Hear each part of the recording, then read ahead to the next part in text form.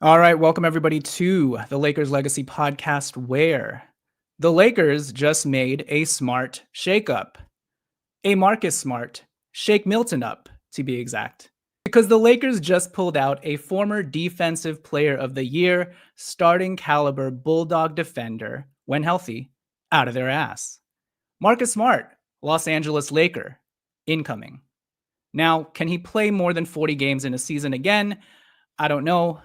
But smart money says yes. Or maybe I'm just a delusional Lakers fan.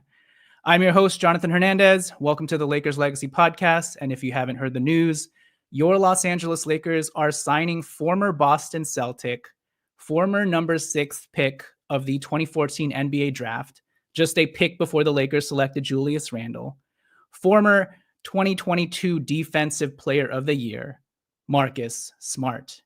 And they are expected to sign him to the BAE of $5.1 million once he clears waivers. And so, yes, it's lit, fam. It's smartly lit, to be exact. Okay, so it has been confirmed. The Lakers, I think just about an hour ago, waived Shake Milton's non-guaranteed $3 million contract. But even with that waiving, the Lakers are still $1.2 million short of the $5.1 million BAE that they plan to give Marcus Smart. So in order to free that full amount up, they currently have to, one, either waive Jordan Goodwin's non-guaranteed deal, or two, pull off a 2-for-1, 3-for-2 consolidation trade elsewhere using some combination of Gabe Vincent, Maxi Kleber, and Dalton Connect. If I had to guess, unless the Lakers can actually get a player like Matisse Thybulle or one of the other wings I'm going to talk about later in this show, I think they're just going to waive Jordan Goodwin, and they can re-sign him if they want to later. I mean, as soon as they can, if need be. It's important to note, though, that this year Jordan Goodwin is no longer two-way eligible. So just keep that in mind. They will have to sign him to a standard deal, and that's why they did sign him to this current contract that he's on. But yeah, if I had to guess, I don't know if they have a consolidation trade lined up, but if I had to guess, I don't think they want to flip their assets immediately right now or be in a rush to flip assets like Dalton Connect, even though he had a terrible summer league, or even if it's like Maxi Kleber's $11 million. I don't think they even want to use that necessarily just to keep Jordan Goodwin. I might be wrong, because just keep in mind that if they trade out Maxi Kleber's $11 million or Gabe Vincent's $11.5 million, there's an opportunity cost there because you can't then use that $11 million in a trade later. So you have to be sure about the type of player that you're getting. Obviously, you're getting Jordan Goodwin. That's great. But again, the Lakers can waive Jordan Goodwin and re-sign him this season. So yeah, this is where we currently stand, guys. If you guys take a look at my salary cap sheet, my updated salary cap sheet, oh, it looks beautiful right now, guys. And if you're listening to this via podcast, check out our YouTube. Please subscribe to our YouTube channel at Lakers Legacy Pod. But look at this sheet, guys. DeAndre Ayton, Jake LaRavia, and now Marcus Smart. He's up there. $5.1 million Marcus Smart. I already went ahead and removed Shake Milton. Currently, the Lakers are at around $194.1 million. That would put them at, can't do the fast math, like 1.8 below the first apron or so. So yeah, they have some work to do in order to clear up the full 5.1 for Marcus Smart. And it should be noted that in my cap sheet, I've already kind of, you can't tell, but I've already crossed out Jordan Goodwin's $2.3 million because that is the move I intend them to make. And even with that, the Lakers would be able to give Marcus Smart $5.1 million, his $5.1 million of the BAE, and the Lakers would have an additional roster spot, but they wouldn't be able to sign a veteran minimum, an additional veteran minimum player, because they'd only have like $1.8 million left, unless I think the only players in the NBA making that amount are rookies. I guess if they sign like a random undrafted free agent guy, they could sign at like a 15th man. But I think this is where the Lakers would stand if they waived Jordan Goodwin. They'd have 14 players. I think they want to keep it that way. They'd be about 1.8 below the first apron, and they'd be able to give Marcus Smart the full $5.1 million BAE. And as it stands, or as we now see, apparently the Lakers giving Jackson Hayes his standard raise from his veteran minimum did not stranglehold the Lakers, or did not prevent the Lakers from signing Marcus Smart. It did not prevent them from giving Marcus Smart the full BAE. So with that said, let's actually talk about Marcus Smart, because I really want to get into what I think about his game, my initial spur of the moment thoughts about Marcus Smart. And the first thing I'd like to say, some of you have already said it in the comments below, but patience. Who could have told you that the Lakers shouldn't be in a rush to spend their BAE on Precious Achiuwa? Who could have told you that they'd be waiting out the buyout market because it was only going to get more and more robust as the summer dragged on? Two thumbs pointing back at this guy wearing the buff Luka Doncic shirt. Fortune favors the patient, and that is once again the case for Rob Pelinka and the Lakers. So let's call him Patient Pelinka, huh? Anyways, this was another fantastic value signing by the Lakers. They get the much needed point of attack defender at the guard position that they desperately needed. And this is another definition of a low risk, high reward signing. Are there concerns? Absolutely. Marcus Smart has only played a combined 50 or so games the last 2 seasons. I was actually a Marcus Smart fantasy basketball owner last season, and he was not good. He had bad shooting percentages. He couldn't stay on the floor. I eventually had to drop him mid-season, and I was only holding on to him because of the name value. So Marcus Smart was not good last season. He also wasn't available. And I also think, I'm kind of starting with the poison first, but I also think the way that Marcus Smart has played his entire career, how hard he's played, how much he's had to sacrifice his body, you do have to wonder whether he's on his last tires here, and whether the Lakers are getting him right as he's about to completely fall off the cliff. So that's the danger with this type of signing. But with that said, I am much more willing to take on those types of risks at $5.1 million without having given up a single asset than I am to take on a $22 million Marcus Smart, giving up Rui Hachimura or even Maxey and Gabe's salary along with a pick swap, because we could have used those salaries in another deal for a healthier player making $22+ million. So the fact that we did all this without giving up any of our assets and just sign Marcus Smart to $5 million, tremendous value, tremendous free agency signing. Of the players left on the free agent market, and by the way, Marcus Smart wasn't even officially an option till yesterday, but of the players left on the free agent market, Marcus Smart was arguably the best point of attack defender left, hands down. But not only that, he's probably the best two-way player left on the market, besides DeAnthony Melton. And by the way, last season, he actually still played more games than DeAnthony Melton last year. So even with how banged up Marcus Smart has been, he was literally healthier than DeAnthony Melton. We have recorded games of Marcus Smart playing more recently than DeAnthony Melton. So just keep that in mind. Yes, DeAnthony Melton doesn't have as much tread on his tires. Yes, he's only 26, 27. But Marcus Smart, we actually have a bigger sample size of most recently playing. So yeah, he was the best two-way player left on the market, and the Lakers snatched him up. There were other teams interested in his services, including the Phoenix Suns, I believe the Milwaukee Bucks as well. And it has been a long time since the Lakers have had a guard like Marcus Smart.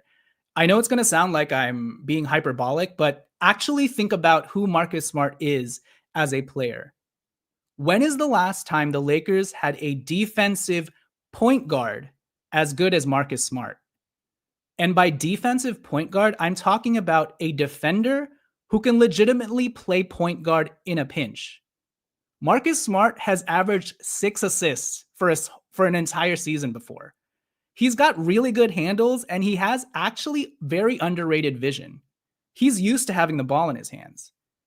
So who is the best defensive point guard the Lakers have had before Marcus Smart. Think about that for a second. I did the homework. I would have to say, some people might say, oh, Avery Bradley. Avery Bradley was not as good a point guard as Marcus Smart. Avery Bradley was a smaller scoring point guard who could kind of play make in a pinch. Marcus Smart can legitimately start for you as a point guard if you need him to. And he has for the Celtics, 6 assists a game. So in my opinion, the Lakers haven't had a defensive point guard like Marcus Smart since, this is going to sound like a weird comparison, but they haven't had a defensive point guard like Marcus Smart since maybe Lonzo Ball. Again, I know that's a weird comparison because stylistically they don't play the same, but I really can't think of a better player who can both defend at the point of attack, handle the rock, and pass. And also shoot the three-point shot, even if it's not entirely highly efficient. And so I think it has to be Lonzo Ball. You could maybe say Josh Hart, because Josh Hart actually also averaged 6 assists last season.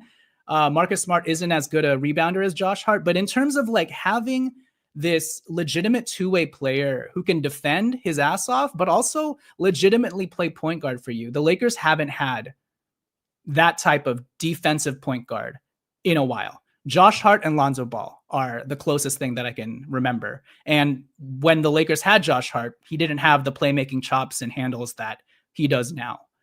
So that's the one thing I want to point out about Marcus Smart that I'm really excited about. Like, you guys already know he's a good defender, but if he was just singularly a good defender, we would just call him Jordan Goodwin. So for me, what I want to emphasize about Marcus Smart today is just how good of a passer and ball handler he is. Yes, he can be wild. Yes, he can take questionable shots. Yeah, he can be turnover prone, but he's also got some good shake, handle, and vision to him as well. No pun intended, RIP Shake Milton. And so that's what I want to that's what I'm most excited about with regards to Marcus Smart. This is a legitimate two-way player, not a one-dimensional defender that the Lakers were able to sign off the free agency market for the BAE on a discount. And this, I haven't even mentioned all of his, former accolades, the defensive player of the year stuff, just his experience. You're getting this is like, outside of Maxi Kleber, this is the only other player on this roster currently who is above 30 years old that LeBron James can sort of jive with. So I think he will appreciate that. And then the other thing that I want to emphasize about Marcus Smart is just, like, he's going to really help set the tone and culture for this Lakers team. And seeing what he's done, even with his short time with the Washington Wizards, like, the Wizards traded for him because they wanted him to be a good mentor to guys like Bub Carrington, Jordan Poole. And from what I've seen, it seems like he's really undertaken that big brother role really well. He was a really good mentor in his time with the Washington Wizards and really helped the young guys out, helped them become professionals, helped them play with the requisite amount of energy and motor. And for the Lakers, after having signed a guy like DeAndre Ayton, whose biggest problem in his NBA career is internal motivation, it's so important to have a guy like Marcus Smart. Even if he never, obviously we want him to step onto the court and play some games, but even if he never plays a game and we have, God forbid, crossing fingers, like a Gabe Vincent season where he has some crazy injury that doesn't allow him to play, even with that said, his off-court intangible contribution to the locker room, I think, is going to be a vastly understated part of his contribution this season, because he's going to set the tone and establish a foundation of seriousness, grit, and motor that this Lakers team desperately needs. And I'm really excited to see the ways he's going to mentor guys like Bronny James, who had a really solid summer league. And also, let's not forget Adu Thiero as well. I am very excited to see what Marcus Smart is going to do with that type of physical clay. And those two guys, Bronny James, Adu Thiero, not only have like the want to play defense, but God, they are such amazing athletes and they have such amazing physical tools that Marcus Smart is really going to be able to help mold these guys into the Lakers' next like future point of attack defenders of the future. So I'm very excited about that part. And hopefully Jordan Goodwin is also part of that mix. But, Bronny James and Adu Thiero, that's a good foundation to have at the point of attack, when it comes to defense.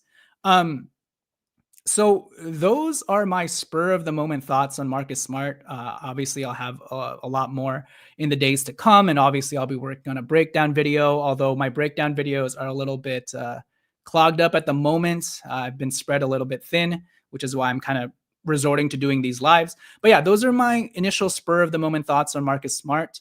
Next, I want to take a macro look at what the Lakers have done to this point in the offseason and just how amazing a summer rally they've had, especially considering how impatient Lakers fans were and the mass hysteria that was surrounding Lakers Nation on literally day 2 of NBA free agency. So I want to look at the Lakers offseason in the macro.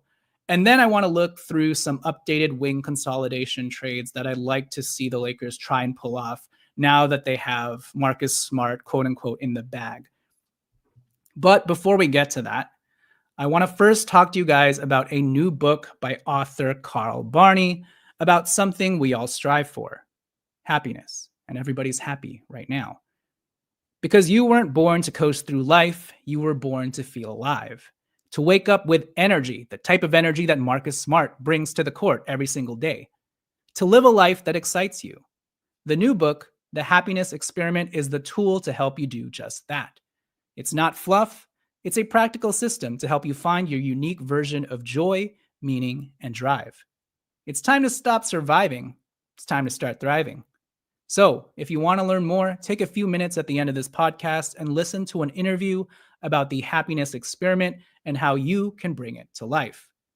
Discover your unique happiness type by taking the free assessment at myhappinnesstype.com. That's myhappinnesstype.com. Then grab your book of The Happiness Experiment at booksamillion.com. That's booksamillion.com. Thanks to Profluence for today's promo read, and thanks to The Happiness Experiment. I'll pitch it to some additional sponsors, and when we return, let's talk about the Lakers offseason as a whole and look at some consolidation trades for a 3-and-D wing. Let me drink some water first, guys. Let me drink some coffee next.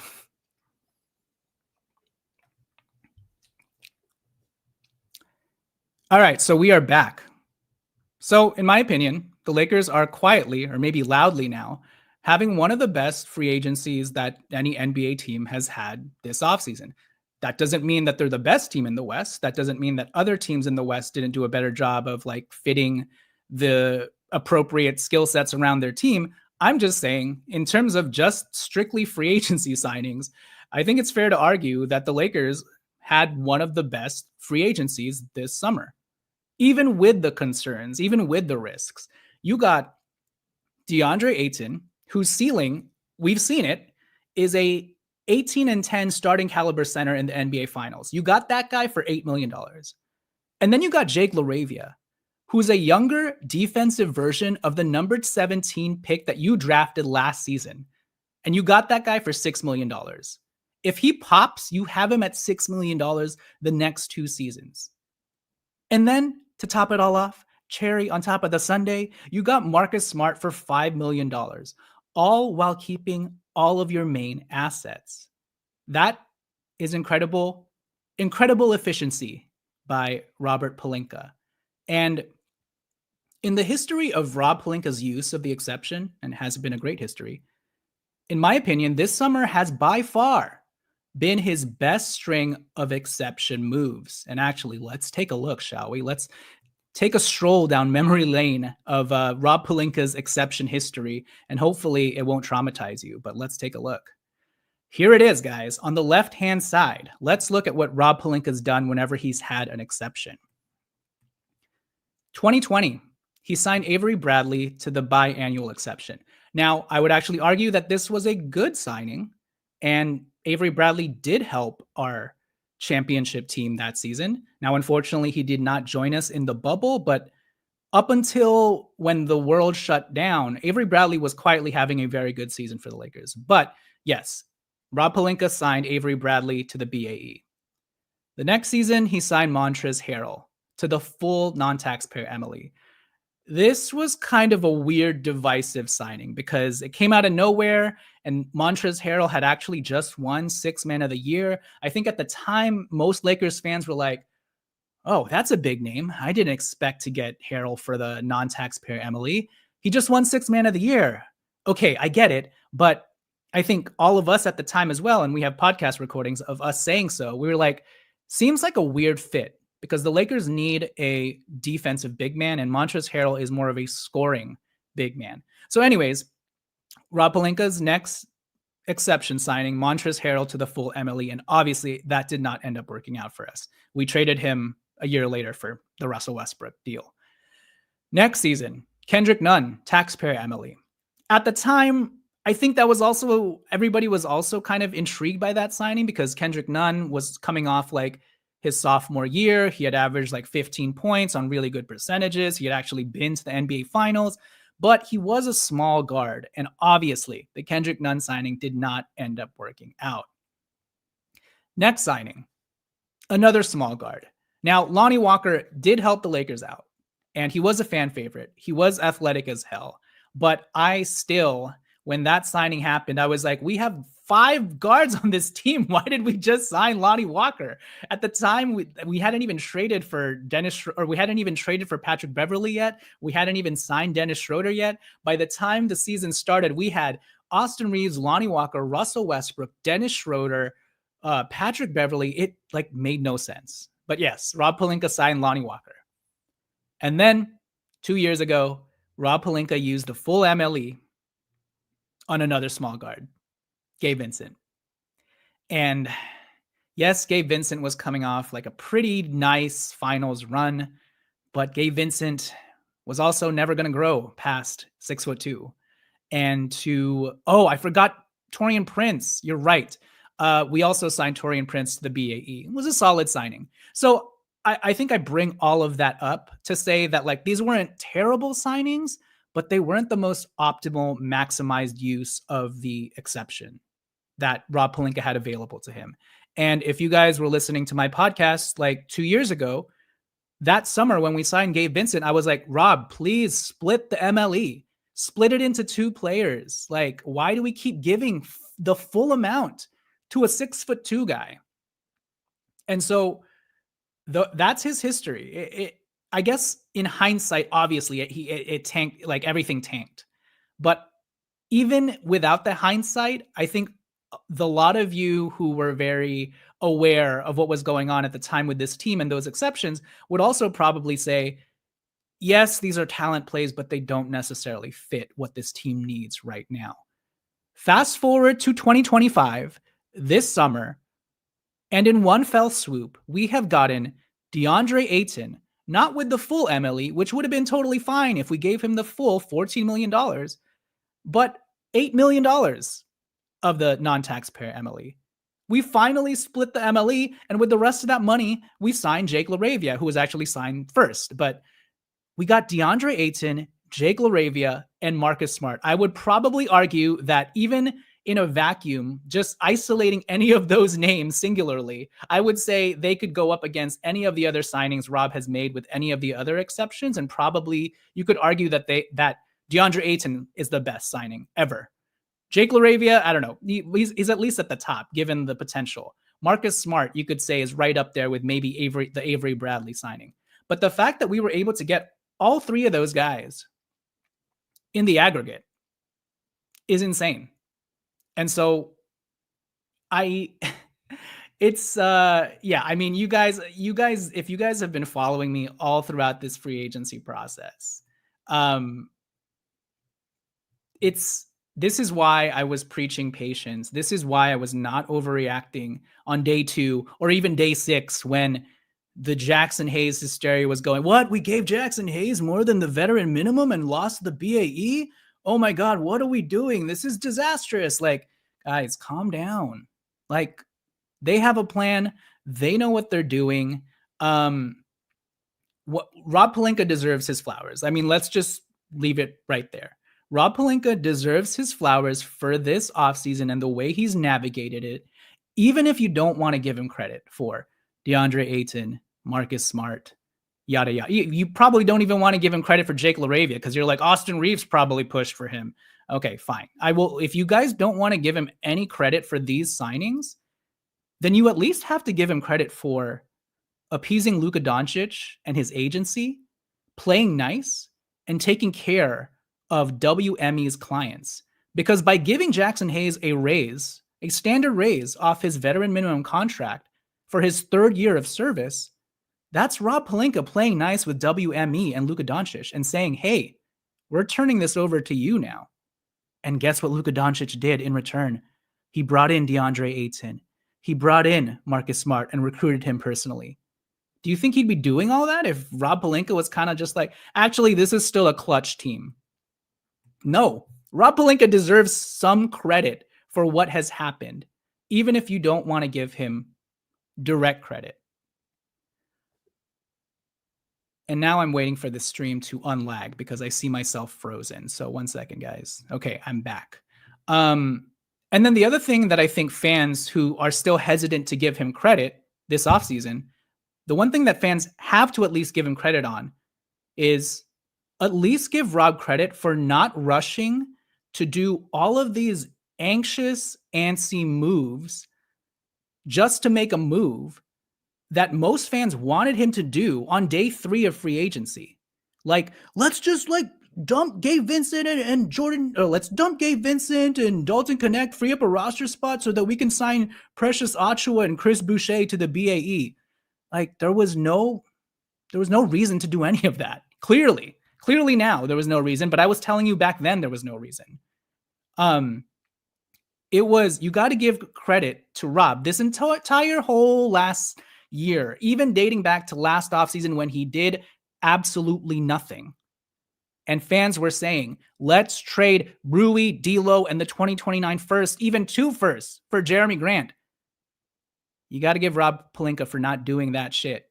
Just like you got to give him credit for not doing the stupid shit that people were saying he should do at the beginning of this offseason. So you don't want to give him credit for recruiting DeAndre Ayton, Marcus Smart, whatever. Fine. Don't give him credit for that. You have to give him credit for keeping his options open, being patient, and striking when opportunity presented itself. That's a skill. So yeah, it was Marcus Smart for Rob Pelinka to wait. It was Marcus Smart to assess all of our options, and it still remains Marcus Smart to not rush into any wacky desperation moves this summer in which we have to overpay for a deal just so that we can say we completed all our moves for the year this summer. To me, you may disagree. I feel like that's where the Andrew Wiggins stuff is kind of lending itself to. If we can get Andrew Wiggins for just Rui Hachimura and the rest of our expirings, great. Let's do that. I'm not trading the 2031st first for Andrew Wiggins. I'm absolutely just not doing that. If Andrew Wiggins was on an expiring deal, maybe. But the fact that we are going to help the Miami Heat, our competitor, we are going to clear $30 million of cap space for them so that they have financial flexibility next season. And you're telling me we're going to give them the first round pick? No, we should not be overpaying for an Andrew Wiggins type of player this offseason before we see the full extent of what a Lakers group around Luka Doncic, DeAndre Ayton, Jake LaRavia, Marcus Smart, and LeBron James can do. So now what? I do have some updated consolidation trades using Gabe, DK, Maxi Kleber, or even just using DK and maybe even Jordan Goodwin in a deal that I now want to bring up. So let me bring up some scenarios for you guys. Obviously, I think ideally the Lakers would want to keep Jordan Goodwin.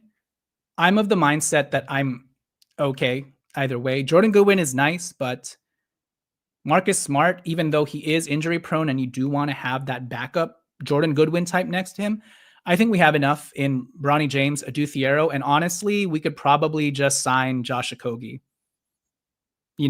So I'm okay waiving Jordan Goodwin. I know I'm probably in the minority. I'm okay waiving Jordan Goodwin. That's why they gave him this non-guaranteed contract, in order to maintain this flexibility. Again, ideally, would be great if we kept him, but we can replace him with Josh Okogie, and we can also just replace him with himself because we can re-sign him. So, anyways, I do have some options in which Jordan Goodwin gets included in a consolidation trade, actually, for an overall better point of attack defender. So let me bring those options up now.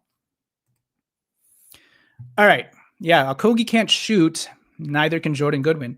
Okay, so first, you guys already know my number one wing target, wing consolidation trade scenario would have to be for Matisse Thybulle. To me, this just makes too much sense for both sides. You're wondering, why would Portland do this? Well, one, Matisse Thybulle is on an expiring contract. Are they going to re-sign him next year? They have a glut of sort of wing defenders like Matisse Thybulle and Tamani Kamara. Ryan Rupert just had a great summer league. They need to make time for their younger guys. They already have enough vets. They have Drew Holiday. Damian Lillard is waiting in the wings. They need to give their guys some time. And they also just need some shooting. Like Dalton Connect surrounded by those athletic defenders, Scoot Henderson, Ryan Rupert, Tumani Kamara. To me, this makes too much sense, which means Portland probably won't do it because Portland rarely makes sense in the way that they negotiate deals. But if Joe Cronin and Rob Pelinka are able to actually come to the table and negotiate fairly, Matisse Thybulle makes too much sense for both sides. And I would absolutely love to bring him in, consolidate Gabe Vincent and Dalton Connect. That's a combined $15 million. We would actually be saving more money. I'm not sure if Portland has the ability to save us some money or take in more salary, but in this deal, we actually get to keep Jordan Goodwin, actually. So if you wanted to keep Jordan Goodwin, if we trade Gabe and DK for Matisse Thybulle, we keep Jordan Goodwin and we're able to free up the money necessary to give Marcus Smart the full $5.1 million. So Matisse Thybulle, number one. That would be my number one target. Number two, Haywood Highsmith. Now, I don't know why the Miami Heat would do this either. I think they really like Haywood Highsmith, but I'm just putting his name up there as an ideal candidate for me because this dude's motor on defense is amazing. He is I wouldn't say he's like a legitimate two-way player because his offense sort of waxes and wanes, but like every time he's on the court, he's just a complete disruptor and harasser. He has very active hands. He's always shuffling his feet on defense. And he's just been the consummate professional for the Miami Heat. So I'm actually not sure. So in this scenario, we would actually be trading Goodwin in at least in my scenario. I would trade Dalton Connect and Jordan Goodwin for a guy like Haywood Highsmith because at that point, if we're bringing in another defender, then we don't need Jordan Goodwin, really. He's not going to get any time on this squad. And Haywood Highsmith, he's kind of a little bit older. He's like 29 years old, but that's the type of guy that I want around Luka Doncic for the future. And so in the meantime, he would be sort of Marcus Smart's like insurance and understudy, but also Haywood Highsmith could eventually start, in my opinion. And he has shown flashes of being able to be offensively competent and being able to actually shoot. So yeah, Haywood Highsmith would be my number two target. Now, maybe we are selling too low. Is that the right term? Selling too low on Dalton Connect, especially if we're giving him to the Miami Heat and the Miami Heat end up turning him into, the next Duncan Robinson or whatever, or the athletic Duncan Robinson. But for the purposes of what the Lakers need this upcoming year, while perfectly understanding that I think Dalton Connect might become a 20-point scorer in Miami Heat system, given their track record with player development, even while understanding that, I'm willing to maybe make that swap for an older player, but one who can help right now in an area that the Lakers desperately need. Point of attack defense. And again, I don't think Haywood Highsmith is a slouch offensively as well. Now, all of this might be moot because I think the Miami Heat value Haywood Highsmith a lot. Maybe the Lakers can finagle an extra second from the Heat as well, because Highsmith is an expiring contract. Okay, here's why the Miami Heat would do this, actually, now that I'm talking things through. Haywood Highsmith is an expiring contract. He's making like $5 million. If they don't want to deal with his next contract next offseason, then just bring in Dalton Connect. They did lose Duncan Robinson to the Detroit Pistons, and I know they got Simone Fontecchio, but I don't know, Dalton Connect as a shooter who can also dunk the hell out of the ball with Miami's player development system, I could see a deal potentially being consummated between the two. And yeah, as Tulip Plays mentions in the comments, Highsmith is 6'7", good length and size. So there's Haywood Highsmith. Number 3, I would look at Ochai Agbaji of the Toronto Raptors. He's like built super solidly. He's shown some flashes on both ends of the court. I would give up Dalton Connect and Jordan Goodwin. He's an expiring $6 million as well. Would the Toronto Raptors do this deal? I don't know, but I just like the physical clay that Ochai Agbaji has. And so I would be willing to take this type of risk and this type of deal, even if it means giving up Dalton Connect. Why would the Raptors do this? Well, the Raptors always have a plethora of wings and they could always use better shooting. That's Dalton Connect. My last deal, I've been the leader, the president of Jonathan Isaac Island, probably to my own detriment, but I think the Magic want to get off of Jonathan Isaac. So this isn't actually a question of whether the Magic would do it. It's like, would the Lakers want to do this? Because Jonathan Isaac is under contract for 4 more years at about $13 to $15 million. But each year he has an injury stipulation where if he doesn't play at least 52 games, he doesn't get the full amount of his contract. So if we're willing to take that risk, I think we could get Jonathan Isaac for Gabe Vincent and Dalton Connect. And if we did that, I know it's a huge risk because it's like taking in another Vando. But if Jonathan Isaac hits for 15 minutes a night, maybe 50 games a season, the Lakers could have one of the best defenses in the NBA. And Jonathan Isaac is the type of versatile positional defender and athletic, lanky. I don't even know what you want to call him because he's not a small forward. He's not necessarily a power forward. He can play positions 3 through 5. He's an all-utility defender with Defensive Player of the Year potential if he's ever healthy, which he never is. I understand. But in the best case scenario, if you have a Jonathan Isaac on your team next to Luka Doncic, I don't know, sparks. Okay, so yeah, those would be my top 3 and D. I mean, quote unquote 3 and D wings that I would monitor because again, these are consolidation trades. So we're in each one of these scenarios, we are giving out 2 players, taking back 1. So then we can give Marcus Smart his full $5.1 million BAE amount, and then also free up another roster spot if we want to sign a veteran minimum guy, or we're able to keep Jordan Goodwin. Those would be my top sort of trade scenarios. I don't know how realistic they are. Obviously, these are just my personal preferences. And then if we want to look at a wider list, here are some other wings that we can consider. You will see some of the same names that I brought up in the slide, in the prior slide. Matisse Thybulle, Haywood Highsmith, Ochai Agbaji, but some other dark horse names would be Isaiah Joe from the Oklahoma City Thunder. He's making $12.3 million this year, and I believe he's no, I don't think he's expiring. I think he's actually on for the next 2 years after this one. And while Isaiah Joe is not necessarily like a lockdown defender, he really improved, at least in the regular season, with the Oklahoma City Thunder this year. I've always liked his length. I've always liked his 3-point shooting. I think if you can harness his physical toolsiness, you can make him a good defender. I haven't watched every Oklahoma City Thunder game, obviously, but I just have always liked Isaiah Joe coming out of the draft. And the Thunder will need to get off salary very soon with all of the extensions that they've been doling out. And so I would be willing to trade Gabe Vincent and, I don't know, a pick swapper, or no, I guess in this case, like we're talking about consolidation trades, right? So maybe it would have to be for Dalton Connect if they want like a lower salaried, cost controlled player.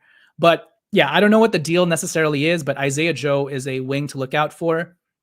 In the same vein, I've always also had a big love affair for Aaron Wiggins, not Andrew Wiggins. So if there's one Wiggins that I want this offseason, it's actually not Andrew Wiggins unless we can get him for the deal that makes sense. It's actually Aaron Wiggins. He's making $9 million this year. I believe he has a couple more years as well, just like Isaiah Joe. But Aaron Wiggins is a good young player with two-way potential on both sides of the ball. He can handle the ball. He can shoot the three. I like his length. So Aaron Wiggins is another guy. I'm not sure what the trade package would entail or what the Oklahoma City Thunder would want, but keep an eye out for Aaron Wiggins and Isaiah Joe and the Oklahoma City Thunder situation. Would they want to trade interconference with the Lakers, one of their rivals? Probably not. So that's something to consider. But I guess just think about their player templates and types, because I really like Isaiah Joe and Aaron Wiggins. On the lower end of the spectrum, I don't know why Highsmith is on here twice. That's my mistake. On the lower end of the spectrum, I brought these guys' names up in the past, but Royce O'Neal, he's making $10 million. He's expiring this season. Kelly Oubre, $8 million, expiring this season. I don't know what the Sixers or the Suns would want. I feel like we could get any of these guys for Dalton Connect, but I also feel like we're getting to the point where, maybe we're just underselling Dalton Connect too much, and we're like, just throw him in for Royce O'Neal. Like, I guess we should take a step back and be like, hold on. Maybe we don't want to do that unless we actually know we're getting legitimate shooting back, right? So let's also pump the brakes, myself included, on the just toss Dalton Connect anywhere, because at the end of the day, we do still need Dalton Connect shooting. Yeah, everybody likes to say Jake LaRavia is just like the next Dalton Connect, but his three-point shooting, apart from last season when he shot a career-high 42%, his three-point shooting has actually been very inconsistent, and he's never been a high-volume three-point shooter. So if we trade Dalton Connect away, who, by the way, had one of the higher two-man groupings with Luka Doncic to end last season, and you always want to pair Luka Doncic with not only a lob threat and a cutter, but a spacer. So I'm just saying, like, obviously, I feel like things are headed towards Dalton Connect being used as a sweetener, but maybe we should pump the brakes on trading Dalton Connect for guys like Kelly Oubre and Royce O'Neal, just because we want the immediate satisfaction of like, we got another, wingy type player. So, but Royce O'Neal, Kelly Oubre are on these lists. And yeah, those are some names to keep an eye out for. I saw earlier in the comments that like someone was interested in Patrick Williams. Patrick Williams, if he wasn't on the deal that he's on, because he's making $18 million and will be on for the next 3 or 4 years, I think would be a sneaky get for the Lakers. But yeah, he's making $18 million, and that obviously kind of would hinder the Lakers' flexibility and cap space plan of 2026 and 2027. So I don't think Patrick Williams is a realistic target. Maybe we could get Isaac Okoro, though. He's making $11 million the next 2 years, but that's like a cheaper option to go for. But yeah, that's pretty much, those are the names that I would sort of monitor if I were the Lakers. Realistically, though, as I mentioned at the top of the show, I think the Lakers are probably, unless something came across the timeline that I haven't seen, you guys are my eyes on the ground, so I don't think we've gotten any further news on a consolidation trade. But barring a consolidation trade, I do think the Lakers are just going to, unfortunately, waive Jordan Goodwin. But again, they can re-sign Jordan Goodwin, and I don't think that's the end of the world, because it's not a matter of if the Lakers are going to make a consolidation trade, it's when they make a consolidation trade. It's going to happen at some point in the season. And when they do, they can re-sign Jordan Goodwin then, or they can sign Josh Okogie if he's still available. And ideally, when the Lakers do make the consolidation trade that they're planning to do, it's most likely going to be for one of the wings that I just mentioned. And at that point, losing Jordan Goodwin does not matter, because he's not going to get minutes over Matisse Thybulle, Haywood Highsmith, insert new defending wing that we just got in a consolidation trade. So I'll answer this question from Tula Plays. Okogie, GP2 or Goodwin? I would take Josh Okogie at this point, because I just like his sturdier build. GP2 I was high on at the 2 weeks ago, but then after watching him play, I'm like, GP2 is small. He's athletic, but he's small. He's gotten older, lost some explosiveness. I would rather go with like the tank in Josh Okogie. And also, he like fits the same build as Marcus Smart and Jordan Goodwin. And if we're gonna cut Jordan Goodwin, get the professional version of him in Josh Okogie. So that's sort of my rationale. With that said, that'll do it for this show. I gotta feed my dog Rio lunch. I gotta eat lunch myself. Hope you guys enjoyed. As usual, follow us on Twitter at Lakers Legacy Pod. Please subscribe to our YouTube channel at Lakers Legacy Pod as well. I've been working on a Christian Coloco video highlighting his play in Summer League and why I think actually Christian Coloco should be the Lakers' 15th spot, even though right now it makes sense to just sign him to his two-way deal. So keep a lookout for my Christian Coloco video.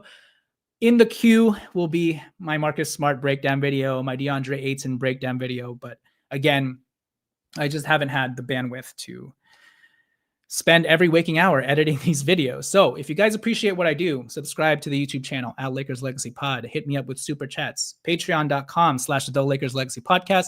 I would really appreciate it. Tune into the next live. And with that said, this has been Jonathan Hernandez of the Lakers Legacy Podcast. We got Marcus Smart, baby. Don't panic. It's all good. All right. I will catch you guys next time. Peace.